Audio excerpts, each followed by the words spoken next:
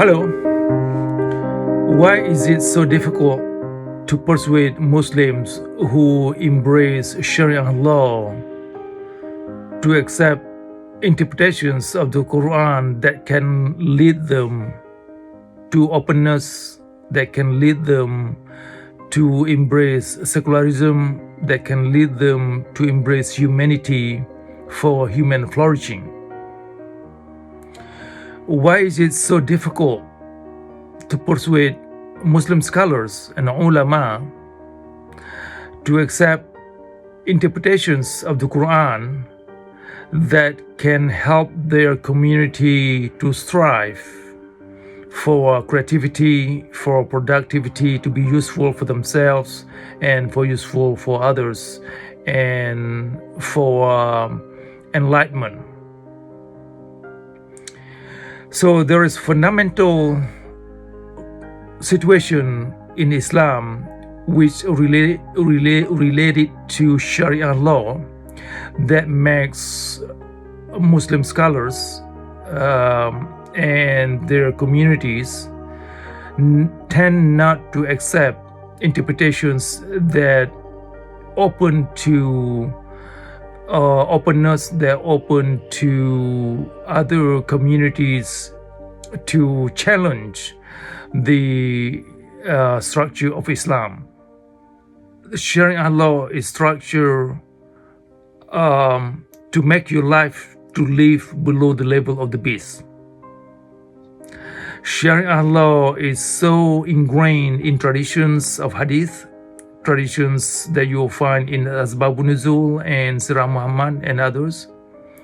Sharia law is so ingrained in opinions of mazhabs, and including one of the Islamic scholars, in this case is Al-Ghazali, or Imam Al-Ghazali, that champions Sharia law.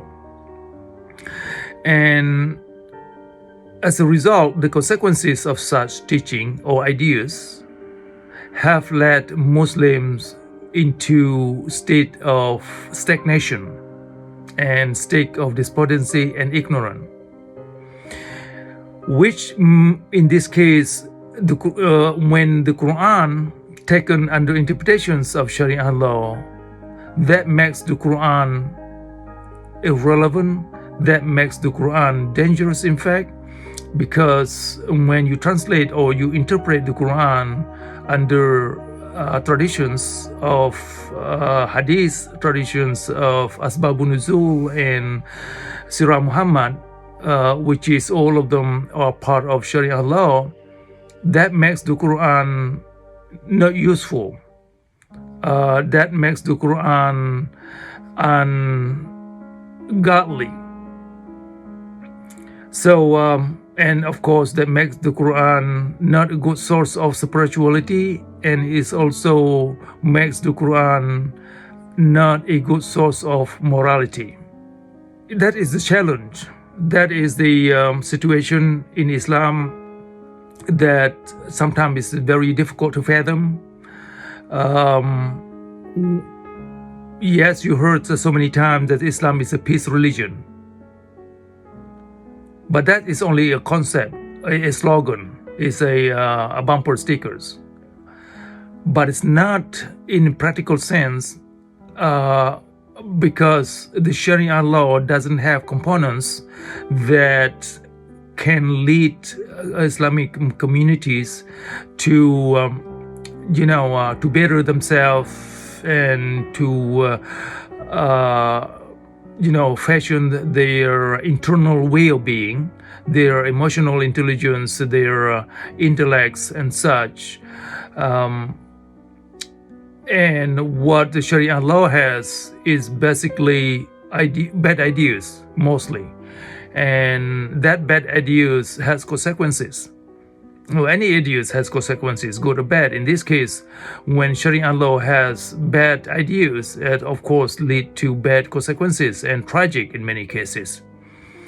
And but unfortunately, many Muslims cannot reject Sharia law. If they reject Sharia law, and they ultimately being labeled as not being a Muslim, not fully a Muslim. So in their minds, from their perspective, a true Muslim is the one who embraces barbarity, the one who embraces absurdity, the one who embraces falsehood, the one who embraces despondency and savages and mental bondage. But if you present the interpretations of the Quran that can lead them to absurdity, that lead them into ignorance, that lead them into despondency, that lead them into hate, they seem to like it. And when you try to present verses that are conflicting with the idea of Sharia law, and they have to reject it, even though they know that interpretations that you're trying to present can lead them into introspection, that can lead them into self-awareness, better self-awareness, that can lead them better person, that can lead them better parents and better leaders in their community and such. But because the Sharia law has different idea about what life is and the purpose of life, and the Muslim cannot reject Sharia law, and they have to embrace that as part of that identity.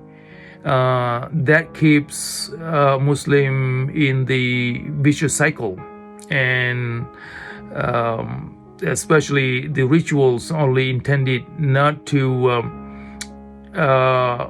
The ritual doesn't have components in it that can inspire Muslim to do self-introspection. So what happens is that as Muslims get lost into religion, into theology, the concept of theology, which promises Muslim to be good, that promises Muslim not to worship any items like stone and dead items that they cannot speak for themselves. But that is the ultimately what Muslims do, to worship black stone, which is a stone that who knows where it's from, but it cannot forgive anything, that cannot speak for itself, and that worship that bow into cube Kaaba. But whatever the philosophies behind it that Muslims tend to use to the purpose of the Kaaba and Blackstone is to gather Muslim as a unity in worship. The worship itself is problematic. So the definition of Salah is problematic, and thus far the rituals has not led Muslim into the higher self, has not led Muslim into a spiritual awakening. So going back to my question, to wonder and to question, why is it so difficult to persuade Muslims to accept interpretations that can help them understand better themselves, their way of being, so they can make the most of this life. And but they tend to like interpretations that hurt people, that hurt themselves and waste their life and leave their life unexamined. But that's kind of interpretation that they like. They like some kind of interpretation that lead them into being delusional, and that lead them into being foolish, really, and being unresponsible for their own life, not being responsible and respectful for the life as general, because they don't respect their own life to begin with. So in the end, Islam become a death cult.